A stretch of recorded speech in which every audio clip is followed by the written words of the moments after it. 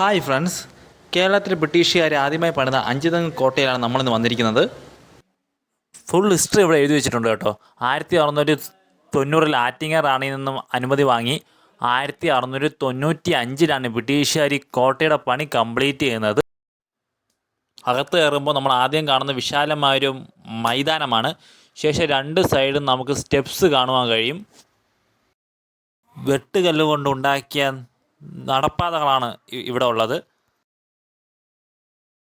ഇതാണ് അഞ്ചുതെങ്ങ് കോട്ടയിലെ തുരങ്കമാണിത്. ഇത് നേരെ കടലിലേക്കാണെന്ന് പറയപ്പെടുന്നു. പക്ഷേ ഗവൺമെൻറ് ഇതിപ്പോൾ സിമൻറ്റ് വെച്ച് അടച്ചിരിക്കുകയാണ്. നമുക്ക് നോക്കിയാൽ കാണാം. അഞ്ചുതെങ്ങ് കോട്ടയുടെ മുകളിൽ നിന്നുള്ള കാഴ്ചകളാണിത്.